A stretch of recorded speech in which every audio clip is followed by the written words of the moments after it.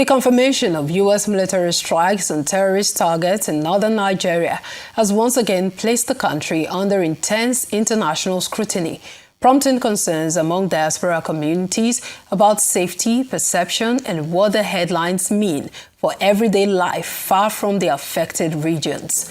Beyond the security operation itself, the moment raises broader questions about how Nigeria manages its global image during periods of crisis and how international audiences separate localized conflict from national reality. Joining us now to offer a diaspora-facing perspective on perception, reassurance, and soft power is John James Olomo, founder and CEO of Tribal Tapestry, a company reconnecting the African diaspora with their ancestral homelands. Welcome to the show. Thank you for joining us. Good afternoon. Thank you for having me. Now, with recent international headlines involving Nigeria, many viewers abroad are asking the basic question, is Nigeria still safe to visit? Yes, and thank you for the question. From the diaspora perspective, especially in the United States, they wake up, they see news headlines, and all it says is Nigeria has been bombed or the U.S. is striking Nigeria. And one thing we have to keep in mind is Nigeria is not one single security zone. It's a large country with different regional realities, no different than the United States being a large country with different conflicts and things going on in different places. So in Nigeria, the areas where the diaspora visitors typically travel, particularly in Lagos and the Southwest Cultural Corridor, those regions remain active, they're very stable, they're very well traveled, and millions of Nigerians are going to church, they're going to work, and going on with their lives. And so what truly determines safety for visitors coming into Nigeria is to have clear itineraries, local knowledge, and trusted relationships. And when those are in place, Nigeria is not just safe to visit, it's very welcoming. That's really calming, especially when you look at the, things going on around. But we've seen testimonials from participants, especially on your tours, including visitors saying they felt safe. Why do you think this experience is important at this time? Because safety is best understood through actual lived experiences. We had a couple on our tour, and I'll never forget this. It was the third day of the tour, and the lady was in the van. She got really quiet. She seemed upset. And so once we got to lunch, I asked her, I said, Stephanie, what's going on? And she said, I'm angry because we have been lied to in the American diaspora. And I said, well, what do you mean by that? And she went on to say, I have felt safe in Nigeria from the moment I got to the airport and set foot on the soil. I have felt safe. I have felt welcome everywhere that I go. And so hearing directly from visitors, especially spouses who may have been cautious at first, it helps people separate the perception in the news from the reality that takes place on the ground. It feels very safe and very welcome home when diaspora visit Nigeria. All right, let's talk about your personal experience. Being a business leader and also a traditional title holder, how does that influence how you move through Nigeria? Oh, it makes a very big difference in how we move through Nigeria. I don't enter as a tourist, I enter as family. And of course, we enter through the Lagos corridors, the international gateway.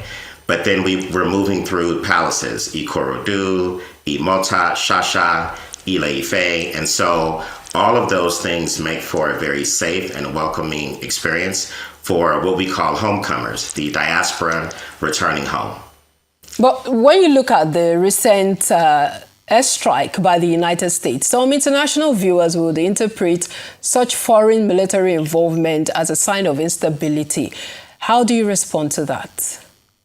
Well, the United States is building the largest consulate in the entire world in Lagos, Nigeria. They're investing more than $500 million in the U.S. consulate. And so you don't build your largest diplomatic facility in the world in a place that is truly considered to be unstable. So the U.S. consulate reflects long-term confidence in Nigeria's infrastructure. News headlines, of course, they come and go about airstrikes and things of that nature. Infrastructure is permanent, and obviously the United States is investing in Nigeria's long-term infrastructure. That's a very strong signal for diaspora and others not only visiting Nigeria, but also investing into the Nigerian economy. So you see the response of the United States, especially President Donald Trump, breathing down threats on terrorists in the country as a form of concern and not a way to show that the country is unstable. Yes. So moments like this cause for soft power instead of panic. Nigeria's culture, heritage, the global diaspora, all of these things are considered strategic assets. So when we lead with that identity and inclusion, we shape the narrative instead of reacting to it. That's how nations stabilize perception and protect the long-term assets. Because as you know, Nigeria is Africa's beating heart, it's rising, and our soft power is really what makes us formidable. So in moments like this, especially with the ongoing insecurity situation and the concerns of the global community, how do you think the government should be responding? Would you say that the government's response has been apt, or do you think that they should have responded differently? Well, I think the way the government has responded has been pretty calculated, and it's been a strong response. The one thing that, frankly, is the most important to me is that America or any other nation is respecting Nigeria's sovereignty. And since this was done with the permission of Nigeria, and I heard the Minister of Foreign Affairs speaking about this, it's important that this was done with permission. And so as long as Nigeria's sovereignty is respected, I think the government is doing fine. I also think that moments like this are why diaspora inclusion really matter. People defend what they belong to. And as you know, Tribal Tapestry, we have been asking the government to give dual citizenship to people based on their DNA. The African American diaspora who link back to Nigeria through DNA should have automatic citizenship. And when Nigeria does this, and I believe they will do it one day, you now have strategic partners in the West. You have strategic partners in America, and that also helps Nigeria with its negotiating power with foreign governments. And where do you think the African American diaspora fit into this Nigeria strategy, especially during moments of international pressure such as this? Right. Well, people naturally defend what they are a part of. People naturally invest in what they belong to. And so when African Americans are finally granted citizenship based on DNA, and many of them do want this, Nigeria will find that it has strategic partners in the West.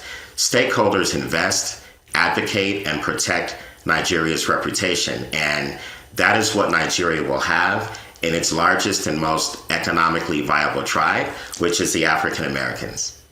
So in wrapping up, would you say that the recent airstrike conducted by the United States was strategic and successful, looking at the development in that particular part of the country, Sokoto State?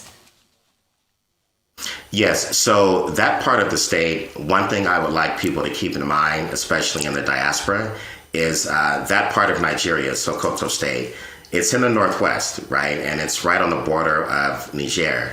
And those are not the areas that diaspora are traveling to, such as the southwest part of Nigeria, the Lagos corridor, etc. And so the strikes look to be very laser and focused on one area, which is safe for the entire country. Well, thank you so much for your time and sharing your thoughts with us on this development. John James Olomo, founder and CEO of Tribal Tapestry. Thank you for your time.